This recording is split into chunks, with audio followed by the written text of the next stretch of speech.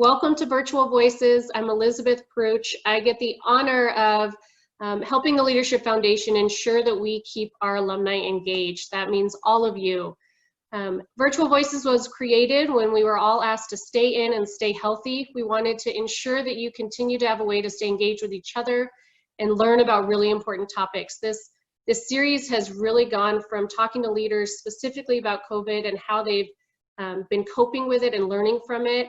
We've talked about other very important issues like education and small business and creatively coping, storytelling, disparities surrounding COVID.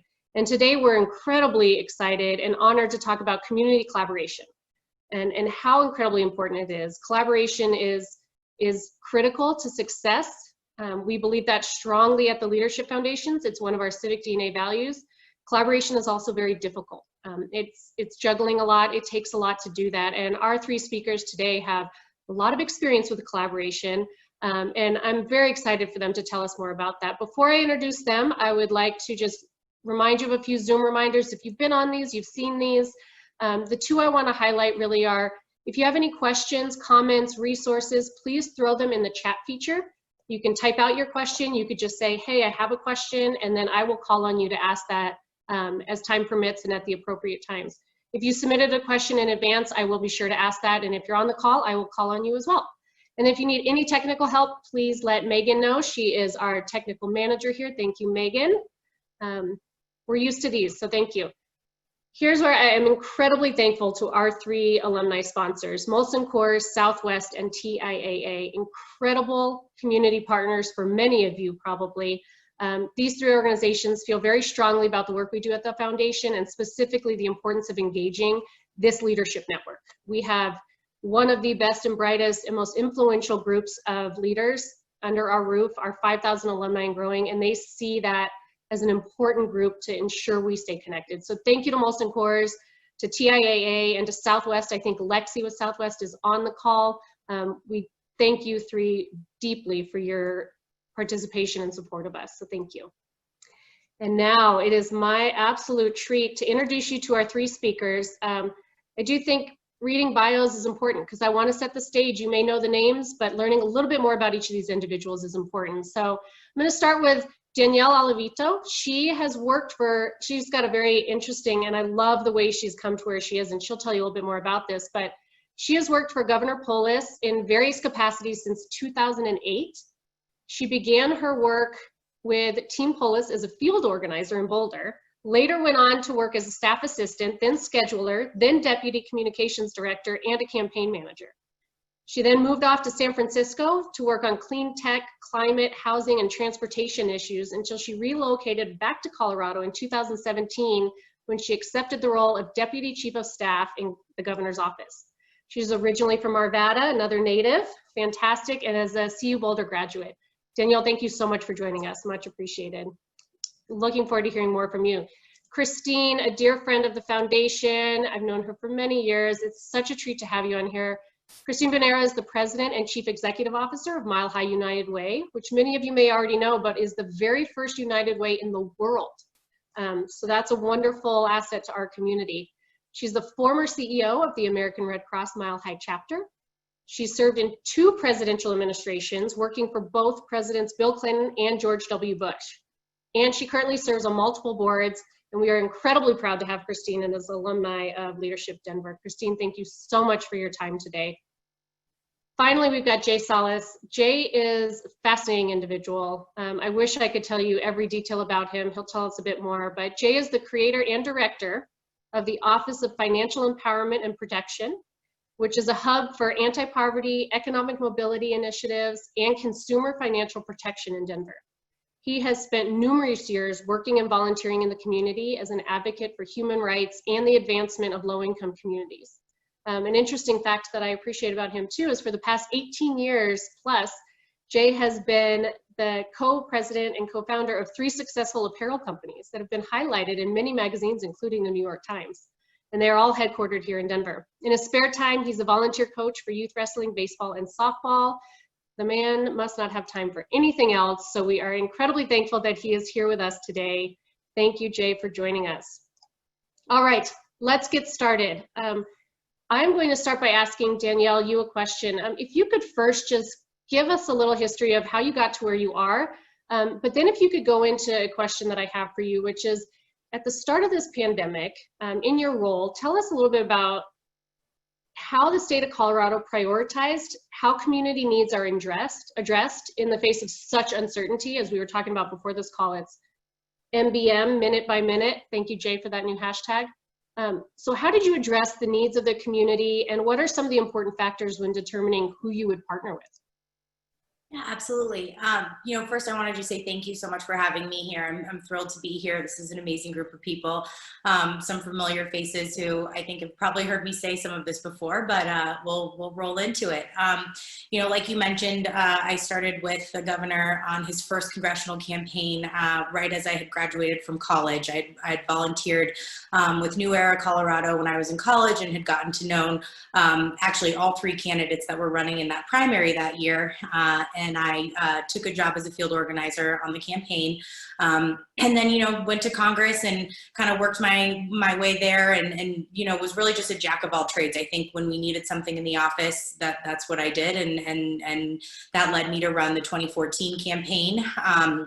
Which was a really exciting experience. I think we had 5 congressional campaigns during the governor's tenure in Congress. And so a really amazing opportunity to be able to kind of split time between Washington, D.C. and Colorado.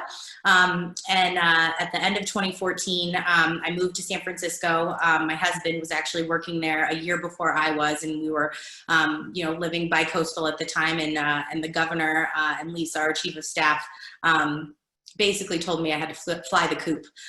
So I did, and it was a really great opportunity to be able to be in San Francisco. I ran an organization called Leadership for a Clean Economy. And so we worked to recruit clean tech climate champions to the state legislature in California.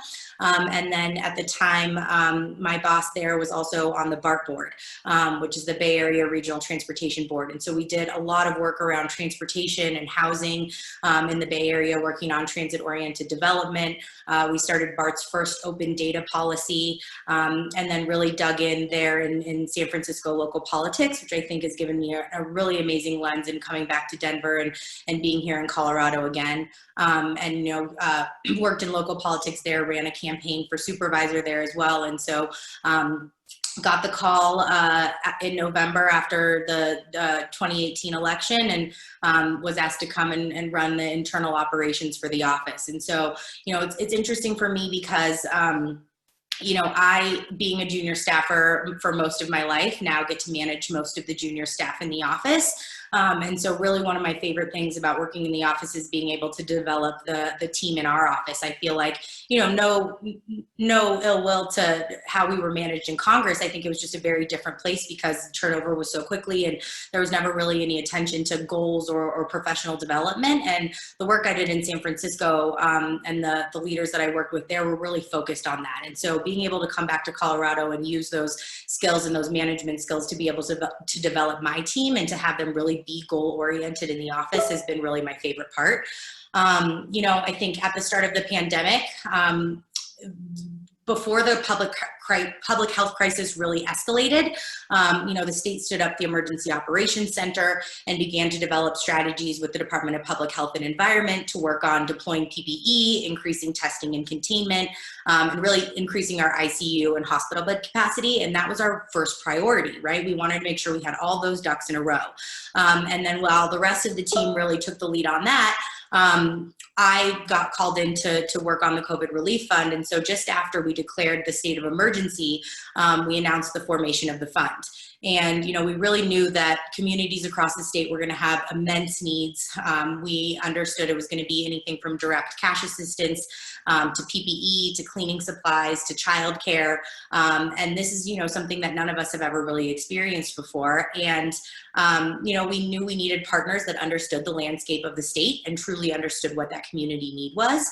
And so, we have 2 co-chairs on the committee, Rox White and Rick Sapkin, and his as many of you know, Rox was former chief of staff to Governor Hickenlooper and, you know, led him through a multitude of disasters. And so really had that institutional knowledge. Although we all sat down and realized, like, this is very different than a fire or a flood or anything like that. And what are we going to do? And so we knew we needed proven, trusted partners. You know, that's why we partnered with the Mile High United Way and the Colorado Health Foundation, because we understood that they had relationships across the state. We had very little time to be able to create a new identity. We didn't want to do that. And we wanted to create a true public-private partnership that worked for the state. So, you know, we were able to work together, build a super fast and efficient grant making process. We've done 5 rounds so far. We did that in the span of about 2.5 months, and we're able to build out the process, the review committee, everything. And it was with the support of the Mile High United Way and the Colorado Health Foundation that allowed us to do that. So I think, like I mentioned, most of my team pivoted and was really focused on that public health response. And then here was me, you know, diving headfirst into this and not really knowing anything about the philanthropy world. I mean, I've done fundraising for most of my life, so I get that. But it was really about having the Mile High United Way bring their trusted relationships and their partners to the table, and the Colorado Health Foundation, you know, bending over backwards to give us staff to be able to set up a review process and do all of that. And so I think having both of these great organizations that have been serving our state for decades was really how we got to where we were and determining, you know, what that community need was. And it makes a lot of sense, Danielle, having trusted partners already set up that can just hit the ground running, especially during something like this that is minute to minute, day by day. So that makes a lot of sense. Yeah, absolutely. Christine, thank you, Danielle. I want to, Christine, ask you to do the same also. Just give us a quick 1 or 2 sentences of how you got to where you are, where you began and what that is for you. And then if you could continue on by answering this question for me, just sharing how Mile High United Way's mission has really helped guide our community during this time. I mean, Danielle said you're already a trusted partner. You guys have been here for a very long time. So what has guided you through this time? And then also, what's one thing you hope will remain after the pandemic? Great. Elizabeth, thank you. And there are so many good friends on this phone call. It's a little bit intimidating, but it's a real pleasure. And I think I've been joined at the hip with Danielle for the past several months, and with our city partners as well. So Jay, such an honor to be with you. And I'd also like to recognize, because we are all good at doing this with as a nonprofit organization, that Dan Lewis, who is in here, is on the Mile High United Way Board of Trustees. And that has been a huge partnership to us. Elizabeth, I always have to laugh when somebody says, how did you end up here? Because I'm not actually really quite sure how I ended up here. My career has always been in community service, and have just had the honor of having opportunities, whether it was in Washington, D.C. with the Corporation for National Community Service, who supports the AmeriCorps programs, to the American Red Cross, to now really, and I say it all the time, you've all heard it a million times, to the job I waited for, I think, my entire life, to be able to be in my community, serving with such extraordinary partners. But I don't think any of us as leaders, and I so appreciate what Danielle said, I'm still looking at for the page in the CEO handbook that says, how do you lead in this kind of environment where the world has literally changed in front of our eyes, and how do you continue to serve your community when you can't be with your community, or you can't be in the office together. And the one thing that, and I love your question, that I think has sustained Mile High United Way and the work that we've done over the past several months, is our mission. That is what we have never taken our eye off of. Is the Mile High United Way's mission for 133 years has been, how do we create opportunity for everybody that calls Colorado and the Denver metro area home, no matter what neighborhood you live in, no matter what zip code. And that has been really our screen for the past several months. How we have done that has completely needed to pivot, but why we do it hasn't changed. The one thing that I think this pandemic has done for all of us, is shown us what we've always known, is that things are not the same for everybody in our community. Literally, depending on what neighborhood you live in, this has hit us all differently, and that our under-resourced neighborhoods that have amazing resilience are suffering in ways that other neighborhoods are not. So the United Way has really kept their eye on their community engagement, neighborhood by neighborhood, of how we work together, because we do recognize that it has not hit us all equally. If I could keep one thing out of all of this that we have been experiencing, it's what Danielle just spoke to, and what I know Jay will speak to. What has been extraordinary is what I think Colorado has always done so extraordinarily well, and why I think the birthplace of the United Way happened here in Colorado, is we as a state understand the power of partnership. We understand it takes every single one of us literally united. It takes the corporate and the business sector, and the business leadership in this pandemic has been unbelievable. It takes the nonprofit sector to fulfill our mission, but it takes amazingly strong public policy partners and public partners. And the fact that this community is blessed with a governor and a mayor that understand that and have created new relationships. It is existing relationships, and that's very important, is that you need to have them before the crisis, but when a crisis happens also, new players come, and your ability and your desire to say we have a sole purpose of serving our community, and how do we do it together and bring our unique strengths. That's certainly what our governor has done. That is certainly what our mayor has done, and that is something that I am hoping is the silver lining out of all of this, is those kind of partnerships and relationships will continue as we go forward. I think you're spot on, Christine. It's something that our community, our city, our state can be very proud of. You know, Kirsten Vermeulen, who leads our LEX Leadership Exchange Program, can say that in all of the work she's done across the country, we tend to be seen as a very collaborative state, and we can be very proud of that. So I'm glad. I too hope that that continues on long after this. Jay, I'd like to move to you and ask you a question. Also give us a quick snapshot of your background. As we learned a little bit more this morning, it's really wonderful to hear how you got to where you are. But if you could also then just answer me this. What new government programs or partnerships have been implemented in response to COVID, and how has this influenced your strategic thinking? Yeah, absolutely. And thank you. I see a lot of familiar faces, and I'm very honored to be here. I know I was asked to speak and enlighten all of you, but wow, what an amazing group. I feel like the enlightenment is a two-way street, because I see so many amazing people and names and things that have been done. So thank you for allowing me to be a part of this. And you know, when I know Christine talked about it, Danielle talked about it, and you know, how do you prepare for this position, and especially at this point in our country's history? I mean, it's very important. I think we have, you know, a health pandemic, and we also have a racial pandemic that's happening simultaneously. And I don't think that they're part and parcel. I think that you know, the racial unrest and the things that are happening right now really have come to light because, you know, COVID did shine a spotlight on what was already happening in our communities. And so, you know, having said that, you know, earlier on when we had a brief conversation with you know, Danielle, Christine, Elizabeth, Megan, and Tasha, I didn't come from a pathway that I thought would lead to where I'm at today. I was on my own since I was about 15 years old.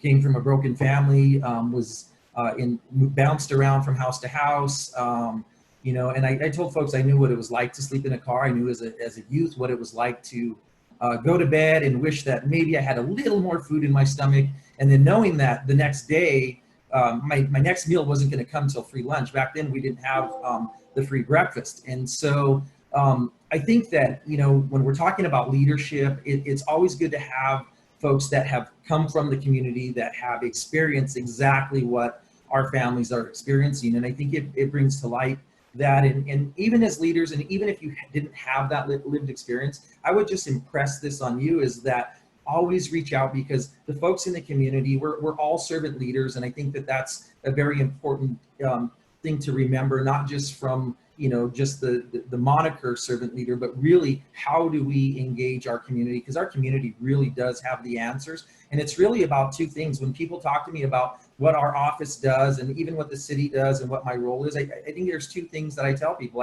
I give people hope, and we empower people, because many times people come to us that are hopeless. They have no hope, and sometimes it's generational hopelessness, which is super sad. And we also see that along, when we overlay that along, lives. I'm going to be very transparent, very open during this conversation, is about Black and brown families. You absolutely see that direct correlation. And so I would be remiss not to say that we do see that. And it is generational. When we talk about equality, it's not just equality, it's equity. And I think even taking it a step further, as far as equity, it's also about liberation, because, it's one thing to help people, and it's that proverbial, teach someone how to fish. But I think that we use that very lightly. And I think that when you truly empower people, give them hope, that's showing them how to fish, and empowering them is watching them through, so that you can see that they do know how to fish, and that they can sustain what they're doing. So,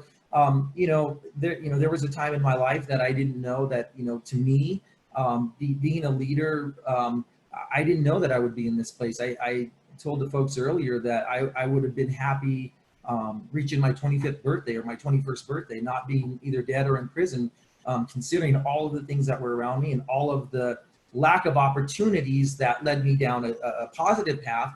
But then there were all of these other opportunities that were not necessarily the best opportunities for me, but what they were survival. It was really putting food on the table for my mom, for my, siblings. And a lot of my siblings were not like blood relatives. That we kind of, lived, cousins, aunts, uncles, friends. And so I would say this, I would just say that, I think a lot of my, being prepared for this, I don't think necessarily came from a formal education per se, although that did play a part. It really was about learning from people. I'll just, say this, it was, there were a couple of key people in my lives that were coaches. I was always involved in sports, baseball and wrestling. Wrestling is, huge, and MMA is a huge love of mine. I had some amazing coaches. Nita Gonzalez and the Gonzalez family took me in as kind of an adopted kid. I was in Servicios programs as a kid, and maybe in some of their troubled kid programs. And they gave me the opportunity not only to work through those things, and even being a part of the Safe City program, not as a working for them, but as a client of theirs. They allowed me to take those experiences, helped me while I was going through school, and gave me a job. And also, I also have to thank Ron Cabrera at NewsEd. I became the deputy director at NewsEd Community Development Corporation at a very young age, and a very, I don't even know that technically I was ready for that position, but she gave me the opportunity, and I became ready. And so I had some amazing mentors in my life that really helped me to get there. But I think ultimately it's my life experience, and the fact that I lived those experiences, and I saw when I got bused that not every community lived those experiences. And I didn't realize that until I got bused. Yeah. I'm sorry to interrupt. We're having a little bit of sound difficulty here. Would you maybe just, yeah, no, that's okay. Let's keep going, but I'm going to let you know if that happens again, just so we can make sure everybody hears what you have to say. Okay. And so fast forward, I mean, I have the opportunity to have worked with, the mayor's office in the city of Denver. So in 2013, Lisa West was with Denver office partnerships, really opportunity for the city and county of Denver to address financial insecurity through a grant through the Bloomberg Foundation to start up what was called financial empowerment centers. And so having said that, Desa was able to write for this grant. She kind of brought me on and started talking to me about this. And at the time, I didn't know that I was going to apply for a position, and I did apply and ended up getting the position to create these 11, at the time it was 6 financial empowerment centers that were integrated into the city and county to address financial insecurity and amplify And fast forward, you know, as I was kind of working to integrate it into workforce and integrate it into housing, I would go to meetings like with workforce, and we were super excited about creating these $100 jobs at $15 an hour. And then I would go to housing and we would talk about how it would take in Denver, and there was this huge disconnect. And so I was like, you know, we're not talking, we're working. Hey Jay, I'm so sorry. We are having a bit of technical difficulties.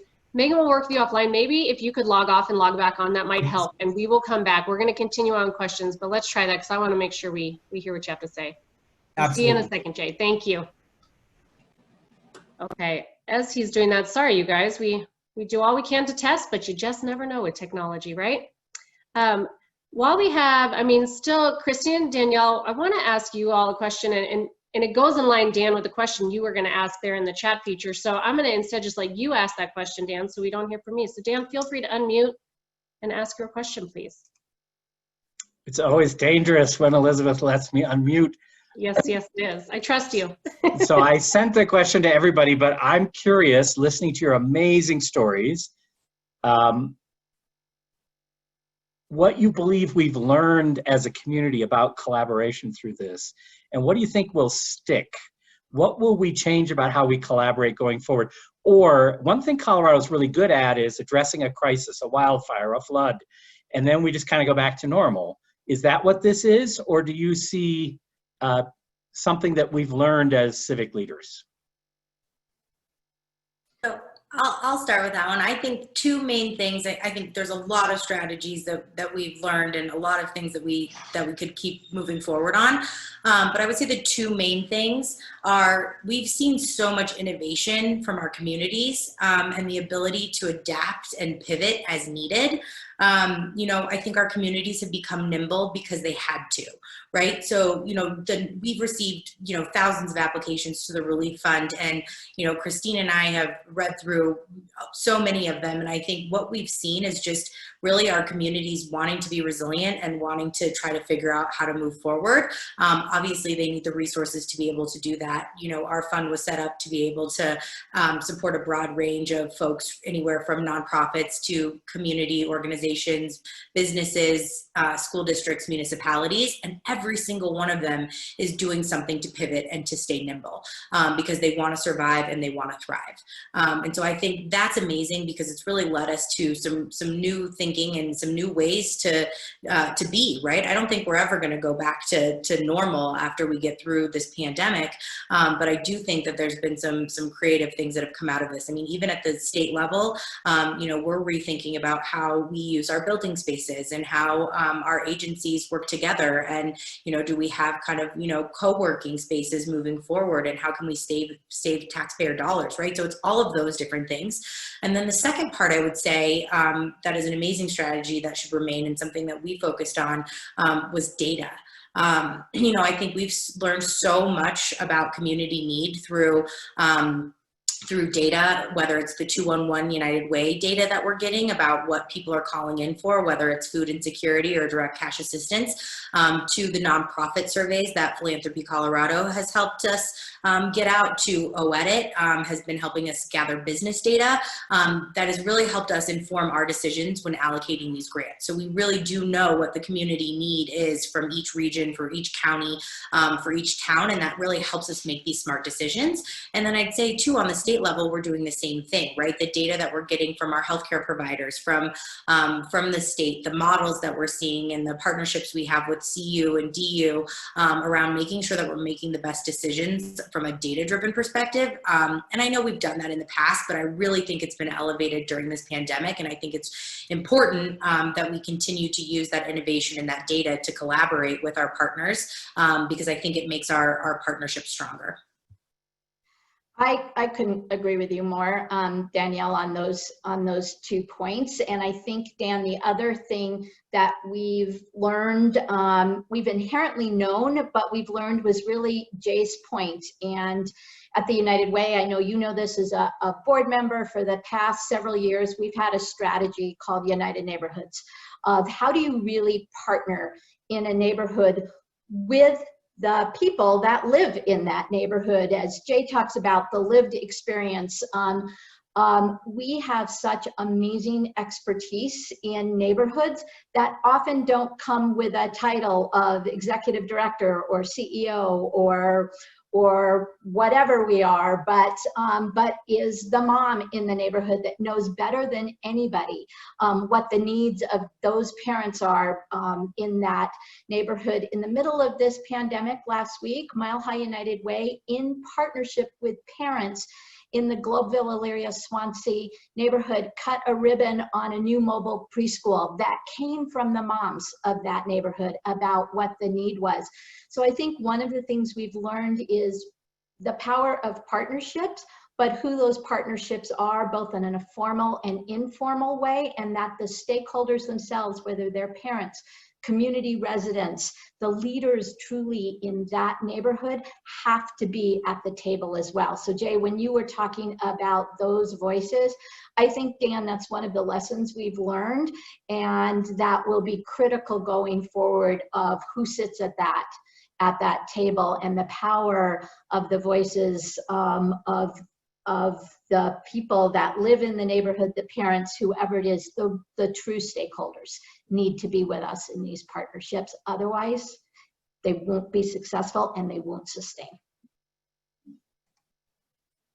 Thank you, Dan, for that question and for that response. I mean, I think you're exactly right that we have to bring everybody in on these conversations, especially those that it affects personally. Jay, I hope we've got you loud and clear now. If you wanted to also answer this question, I think I noted it's in the chat feature. Yes, hopefully you can hear me better. Can you hear me a little bit better? So far, so good. Thank you, sir. That's great. I apologize for the technical difficulties.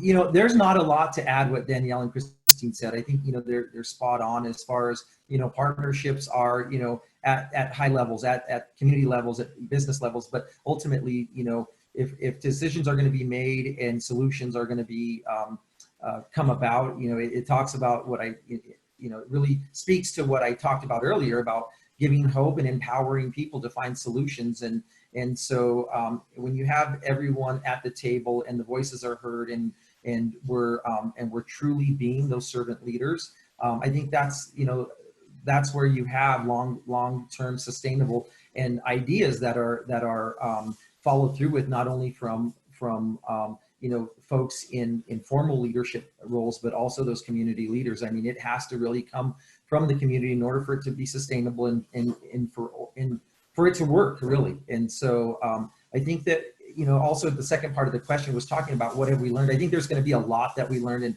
Danielle talked about data and being able to track you know, how we amplify outcomes, how do we work to continue to break down silos. And I think even just looking at collaboration, we throw that term around quite a bit. And sometimes, you know, I think it's kind of this spectrum from cooperation to coordination to collaboration to integration and so on and so forth. And so really understanding what is going to work best in communities and working best in partnerships along that spectrum of, you know, cooperation to collaboration to integration, I think is very important. And what does that really mean? Because I think at the end of the day, one of the things that I think we're all challenged with is that right now, you know, our economic tax base, we have less money to have to address issues. We're looking at, you know, tax cuts, you know, within the city. I know the state is as well, but yet we have more need out there for the work that we're doing. So at this point in time, I mean, we really have to be coordinated. And so every decision, whether it be in food insecurity or housing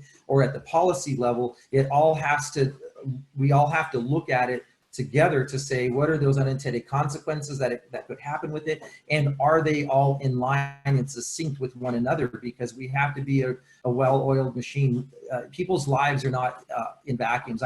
It's very rare that I've talked to someone that has food insecurity that doesn't have financial insecurity or housing issue, and so, or transportation issue or childcare issue. And so it's really bringing everyone together at the table to really talk about those decisions and how do we coordinate, collaborate, and even integrate so that we have collective impact in our, you know, it's really 1 + 1 = 3 kind of conversation with our investments. Beautifully said, and I agree with Dan, who said that collaboration to integration is a really neat way to think about this. Thank you for that input. Scott, I see your wonderful question in the chat feature. I'm going to quickly, though, I'm going to come to you next. I would like to ask Brian Cook, I think you're on the call. You submitted a question when you registered, and I'm not sure if you remember or not, but what you said, and you're welcome to follow me up here, case studies are fascinating, but he would love to hear examples of some successful collaborations and outcomes that you guys have experienced. Brian, feel free to unmute if you want to add to that. Otherwise, love to hear what our speakers have to say. No, that's perfect. Thank you so much, Elizabeth. Thank you, Brian. Christine, you've unmuted first.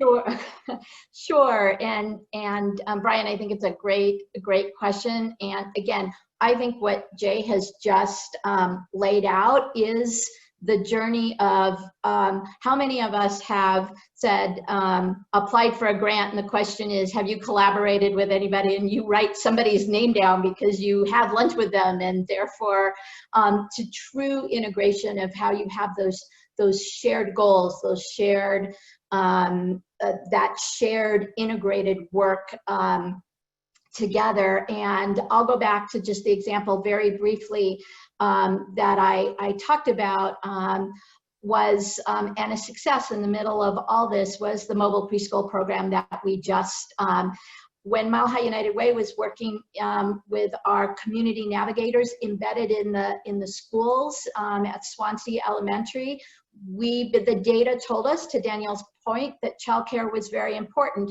And so we thought, oh, I know what we'll do. United Way will just fund the building of a new childcare center in the Globeville neighborhood.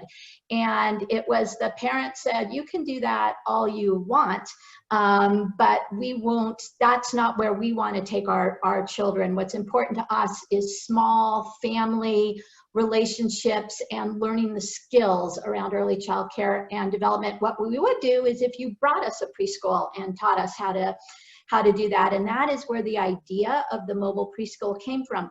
But to take that idea to reality, from a case study, Brian, that says, here's how you do it, to the realities, I'll be very honest, was probably one of the most challenging things that we've ever done. It took 2 years to be able to do it because, in all honesty, it had never been done before. I will say, at the end of the day, the city and county of Denver and the state of Colorado was amazing, but it was back to the relationships, because when we tried to do it, the state of Colorado said, we don't have a license for a mobile preschool. That doesn't exist. You can't have one of those. The city and county of Denver said, I don't see a little box here for a mobile preschool. Are you a food truck? You can't have. So working through those systems to make that change took a 2-year partnership, along with the business community saying, if we are really going to look at economic development. So you can read nice case studies, Brian, to your point of, it sounds great. The reality of it is hard, it's long, it does work when you have a shared goal, the stakeholders involved, businesses involved, and then you have great city and county and state partners that say, we share that goal. Easier said than done, but doable. Thank you, Christine. Danielle or Jay, Danielle, yes, unmuted. Yeah, no, I'll add on the complete kind of opposite side of that, just from the fundraising perspective. I think, the collaborations we've seen from philanthropy, from corporate, from major individual donors has been really cool because, obviously we hit the ground running. We had to raise quickly. We wanted this to be the central fund where, everybody, wanted to give to, because we were so broad. Obviously, there were other organizations out there that, wanted to have more of a focus on early childhood or food security or things like that. And that's absolutely fine. But I would say that the creative ways, especially in an economic downturn, that we were able to source dollars was really cool. And there's probably no case study about this at all, but I would say, just a couple of examples really quickly. The Broncos obviously were huge supporters of ours. They gave us a lot of money, but they also thought creatively about how they could also bring in other Coloradans.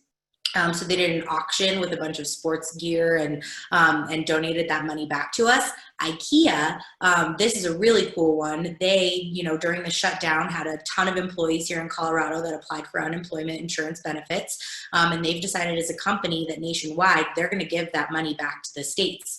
And so what we've done is calculated the number of claims that IKEA employees had with the state, and they're giving that money directly back to our fund, right? So it's these kind of creative partnerships that we've been able to forge to say, you might not be in a financial situation to, give $1 million to the fund or give $10,000 to the fund, but how can you engage your employees? And so we've seen a lot of employee match programs with Kaiser and Lockheed Martin, and really trying to just bring Coloradans together. And I think that type of collaboration has been amazing.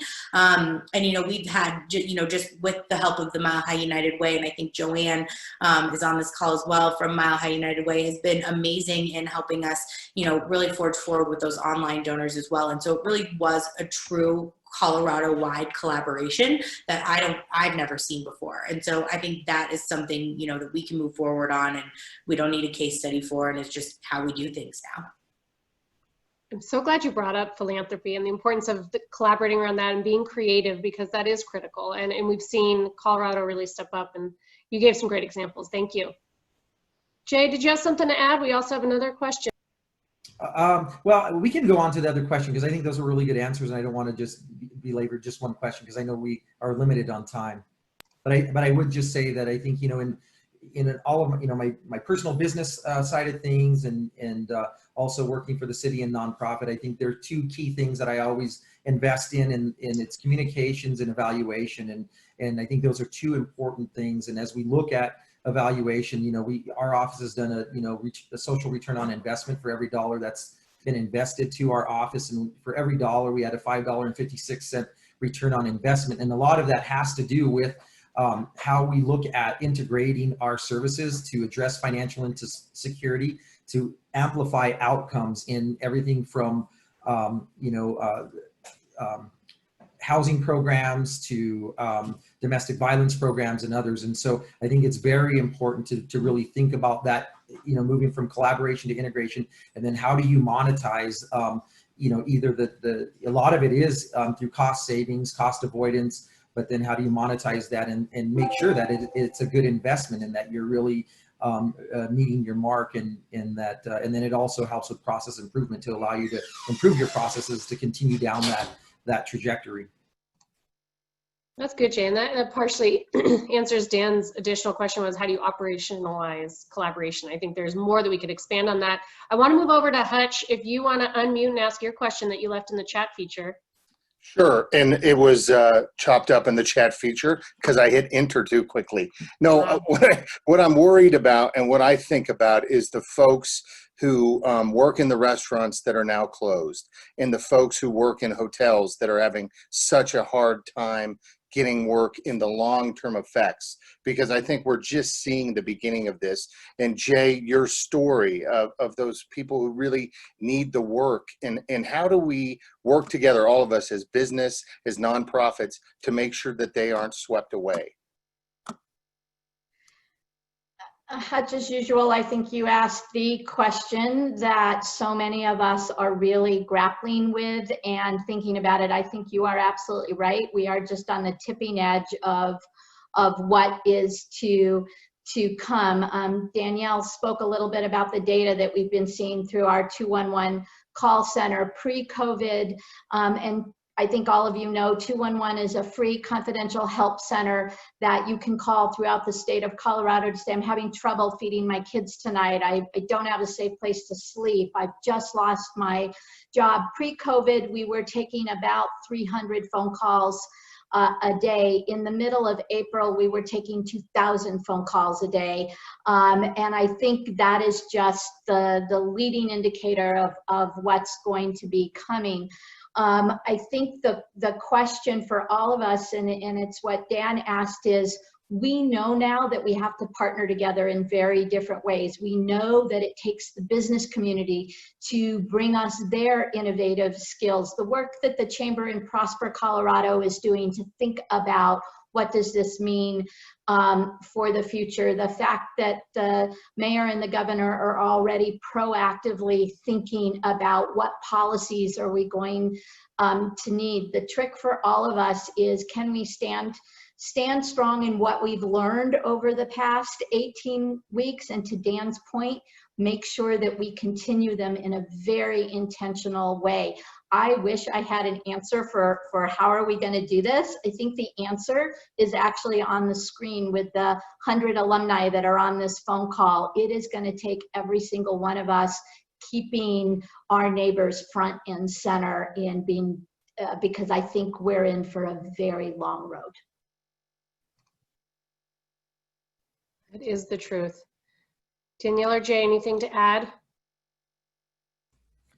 I would say this. I think, I talk about financial insecurity because, that's mainly what our office focuses on. But if you look at all of the threads, the things that we're talking about, even when you're talking about, zip codes dictating the trajectory of a child's education, is around economics. It's a financial insecurity issue. And I think that, when we created our office to really focus on financial insecurity, one of the things, there's a statistic nationally that, approximately 60% of our population cannot afford a $500 an emergency. That is regardless of, that doesn't matter what zip code you're in or anything else. I'm sure that, as you dive deeper into certain zip codes, it's, more concentrated.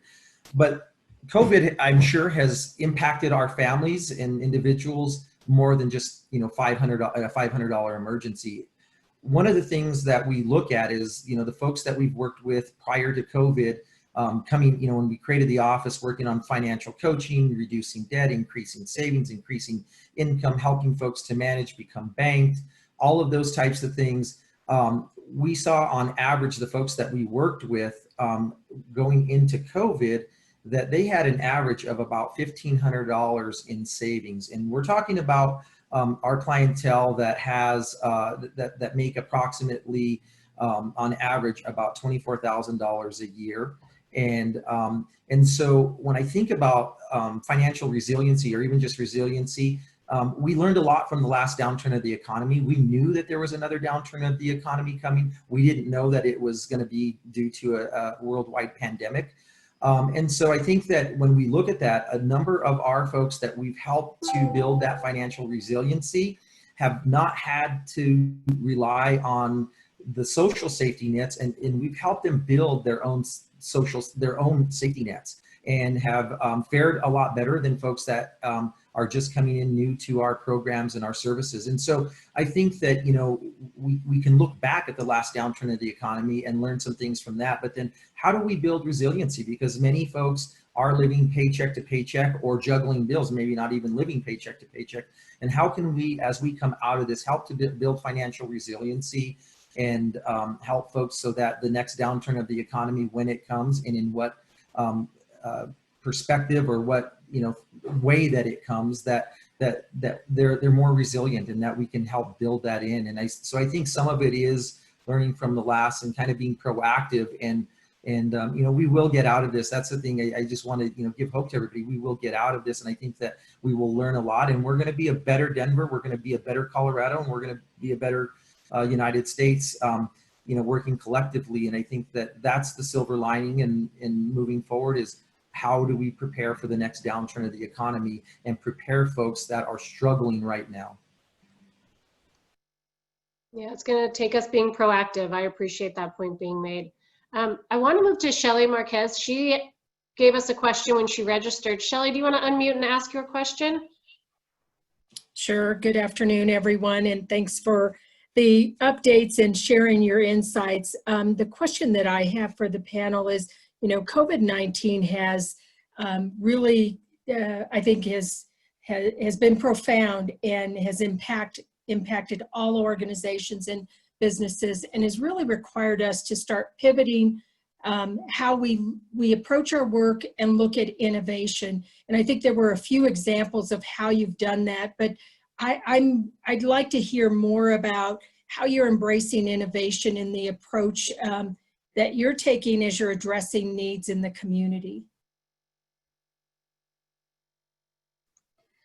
I can start. Yeah, Danielle, it's a great question, Shelley.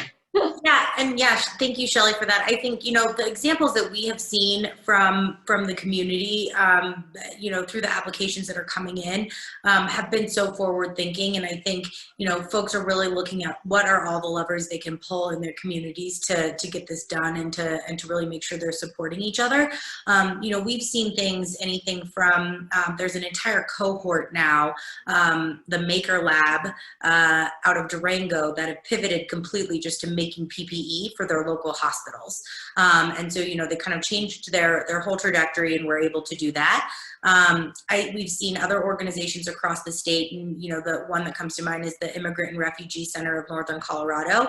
And I think a lot of other healthcare providers in this space as well, right, have turned immediately to telehealth. They understand that they still need to be serving their clients. They still need to be doing that work. And so, you know, really focusing on how they bring that telehealth into focus. You know, also the Immigrant and Refugee Center realized immediately that there was that direct cash assistance need for undocumented workers here in Colorado, and folks that were left out of the unemployment insurance and stimulus package. And so really trying to find creative ways to continue that direct cash assistance.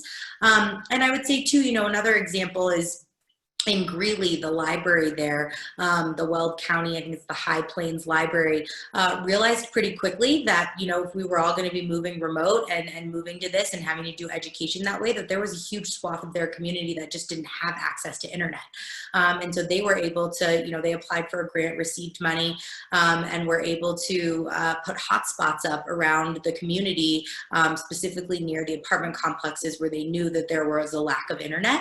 And so it's that kind of innovation that we've seen that really does go the extra mile. Up in Summit County, I think there was a healthcare center there that, again, that access to broadband and internet, which is a real major problem in our state in general, was really preventing the telehealth medicine work from being done. And so what they did was expand their internet access to their entire parking lot, so that patients could still drive up, sit in the parking lot, and be able to do their appointments from their phone. Right? So it's those sorts of creative solutions and partnerships within the community that have really, I think, helped to make our community stronger. You know, it's still difficult. And I think, you know, for us, it's been really hard to see the thousands of applications that don't get funded. And I think that's the hardest part. But you're right, Shelley, the innovation that has come out of this has been just amazing. And Elizabeth, if I could just add anything to what Danielle said, because couldn't agree more. And it was the first question you asked me. I think we've seen this innovation because everyone has kept their eye on what their purpose or their mission is. And so therefore, if you're going to fulfill your mission, you have to innovate, because the old ways that we had done things doesn't work anymore. And so that has been, again, if you're back to the silver linings, those are some of the innovative ways that have been born by needing to still fulfill our missions, but having to do it in ways that none of us ever imagined.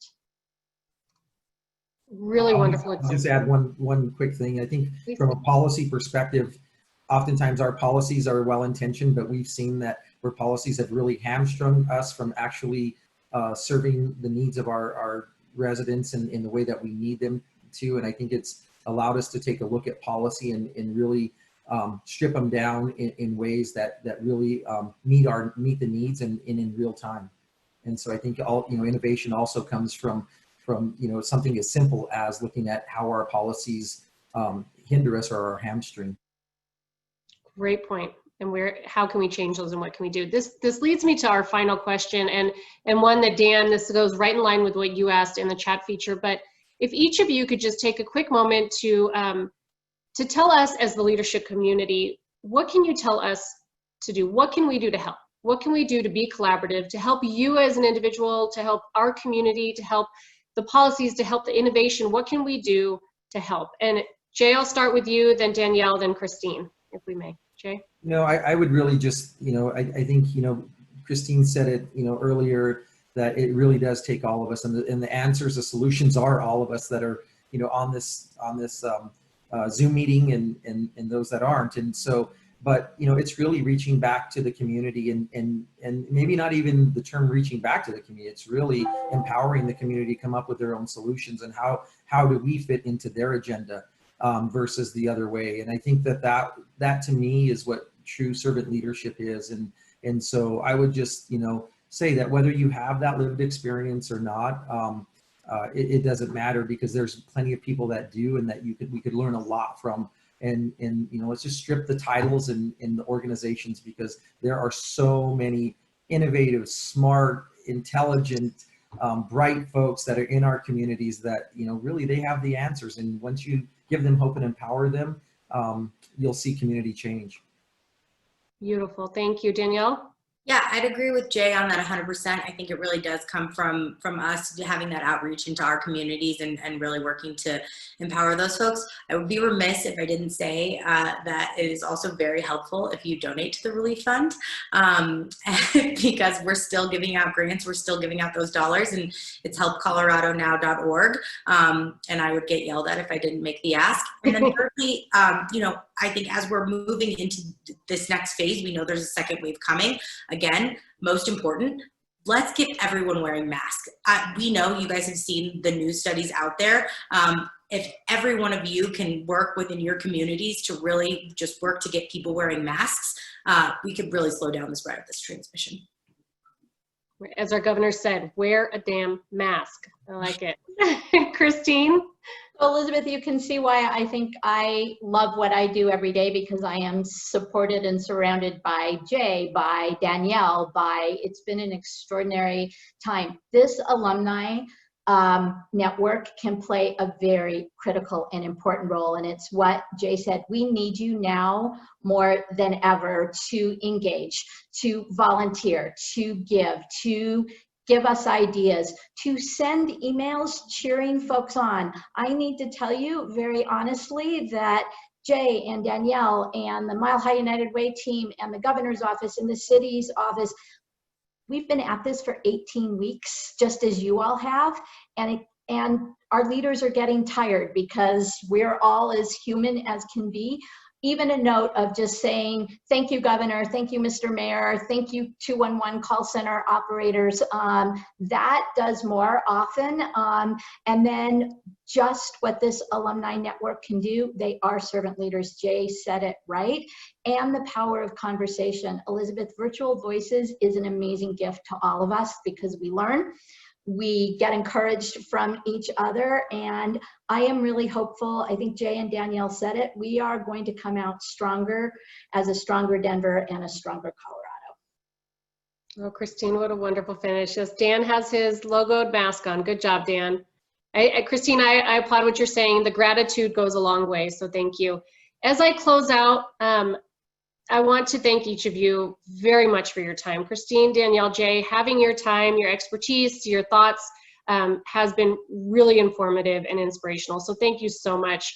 I want to ask our audience, leave for me in the comment box. Let us know one or two things that you got out of this call, what you're feeling right now, just a one word, one sentence takeaway from this as we close out. I know it's noon. I'm going to take 30 more seconds and just remind you of our next Virtual Voices. We have one coming up on July 30th. This is a part 2 of a conversation we had a few weeks ago about disparities and racial equity. It's going to be a tremendous conversation. We hope you all can join us for that on July 30th. And then finally, we have Impact Denver applications are still open. We would love for you to tell your networks, tell your colleagues or yourself to apply for Impact Denver. As we heard today, our leaders who are collaborating and learning are the most important thing we can do for our community right now. So please do send your Impact Denver applicants our way, and I appreciate all of your time so very much. Thank you to each of you, and we'll see you at our next Virtual Voices.